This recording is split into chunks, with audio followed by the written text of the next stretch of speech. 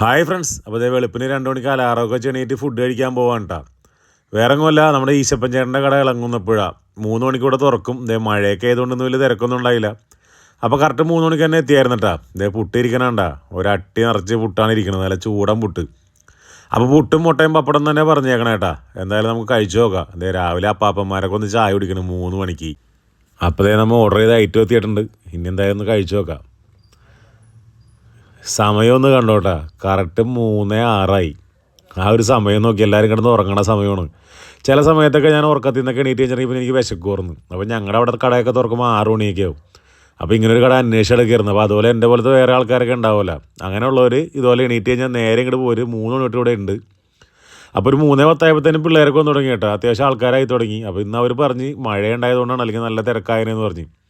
അതേ പിള്ളേർക്ക് ഇന്ന് പുട്ടടിക്കണണ്ട. അപ്പോൾ ഇതിൻ്റെ ലൊക്കേഷൻ വരുന്നത് വൈപ്പിന് ഇളങ്ങുന്നപ്പുഴയിലാണ്. ഇളങ്ങുന്നപ്പുഴ എത്തിക്കഴിയുമ്പോൾ ഒരു തിരക്കുള്ള കട വെളുപ്പിന് കാണാൻ പറ്റും. അത് തന്നെ നിങ്ങളുടെ സ്ഥലം. നേരെ കയറിക്കോ, പുട്ടും മുട്ടയും പപ്പടം ഓർഡർ ചെയ്തോ, കഴിച്ചോ. അടിപൊളിയാണ്. അപ്പോൾ ഇതുപോലത്തെ അടിപൊളി വീഡിയോസാണ് നമ്മുടെ പേജ് ഫോളോ ചെയ്ത് കൂടെ കൂടിക്കോട്ടാ.